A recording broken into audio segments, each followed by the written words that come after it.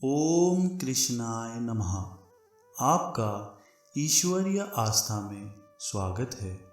दोस्तों, आज मैं आपको श्री कृष्ण भगवान जी की एक ऐसी कहानी सुनाऊंगा जहां पर उन्हें एक शिकारी ने शिकार समझकर पकड़ लिया।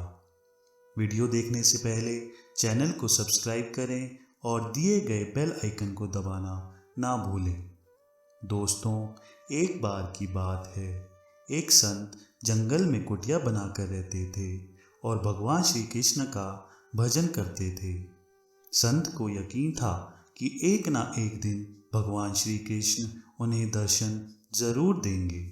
उसी जंगल में एक शिकारी रोज शिकार करने के लिए आया करता था। वो शिकारी ने एक दिन संत की कुटिया को देखा और कुटिया में जाने का मन बनाया।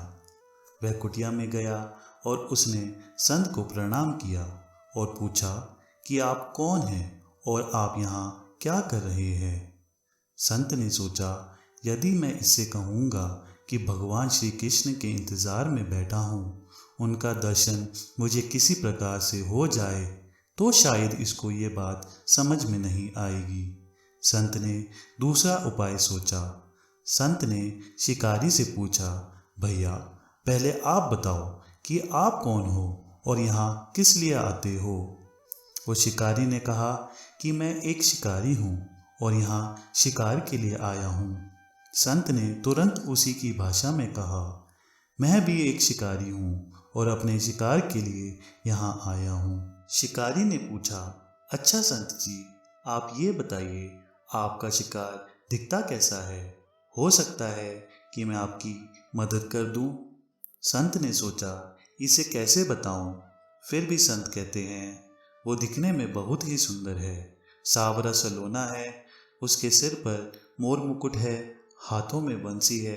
ऐसा कहकर संत जी रोने लगे। शिकारी बोला, बाबा रोते क्यों हो?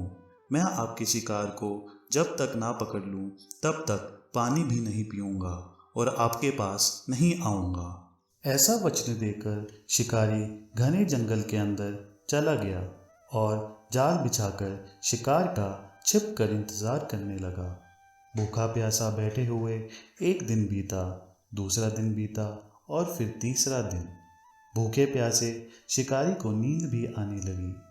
बांके बिहारी को उन पर दया आ गई। भगवान उसके भाव पर रीझ गए। भगवान मंद मंद स्वर से बांसुरी बजाते आए और उस जाल में खुद फंस गए। जैसे ही शिकारी को फंसे हुए शिकार का अनुभव हुआ तो तुरंत नींद से उठा और उस सांवरे भगवान को देखा। जैसा संत ने बताया था, उनका रूप हूबहू वैसा ही था। वह अब जोर जोर से चिल्लाने लगा, मिल गया, मिल गया, शिकार मिल गया। शिकारी ने श्री कृष्ण जी को जाल समेत कंधे पर बिठा लिया और बोला, आज 3 दिन के बाद मिले हो, खूब भूखा प्यासा रखा, अब तुम्हें मैं छोड़ने वाला नहीं हूँ। शिकारी धीरे धीरे कुटिया की ओर बढ़ रहा था। जैसे ही संत की कुटिया आई तो शिकारी ने आवाज लगाई, बाबा, अरे ओ बाबा। संत ने तुरंत दरवाजा खोला और संत ने उस शिकारी के कंधे पर भगवान श्री कृष्ण को जाल में फंसा देखा।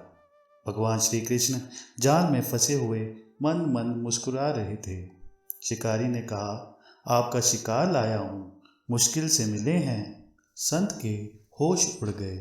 संत शिकारी के चरणों में गिर पड़े और फूट फूट कर रोने लगे। शिकारी ने बाबा को उठाया और बोला, बाबा आप रो क्यों रहे हैं? देखिए, मैं आपका शिकार पकड़ के लाया हूँ। तो संत ने शिकारी को बताया, जिसे उसने पकड़ा है वो और कोई नहीं, भगवान श्री कृष्ण हैं।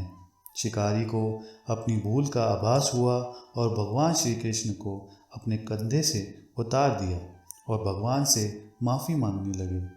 शिकारी को माफ़ी मांगता देख भगवान श्री कृष्ण ने शिकारी को बोला, तुम माफ़ी मत मांगो, तुमने तो बहुत ही नेक काम किया है। संत श्री कृष्ण जी से बोले, मैंने आज तक आपको पाने के लिए अनेक प्रयास किए प्रभु, लेकिन आज आप मुझे इस शिकारी के कारण मिले हो। भगवान बोले, इस शिकारी का प्रेम तुमसे ज़्यादा है, इसका भाव तुम्हारे भाव से ज़्यादा है, इसका विश्वास तुम्हारे विश्वास से ज़्यादा है। इसलिए आज जब 3 दिन बीत गए तो मैं आए बिना नहीं रह पाया। मैं तो अपने भक्तों के अधीन हूँ और आपकी भक्ति में भी कमी नहीं है संत जी। आपके भक्ति भाव के फल से ही इसे मैं 3 दिन में प्राप्त हो गया। इस तरह श्री कृष्ण भगवान ने संत और शिकारी को खूब दर्शन दिए और फिर वहाँ से चले गए। तो देखा दोस्तों, किस प्रकार श्री कृष्ण को शिकारी ने शिकार समझकर पकड़ लिया। अगर आपको वीडियो अच्छी लगी हो तो सब्सक्राइब करें, लाइक करें और शेयर करना ना भूलें। ओम कृष्णाय नमः।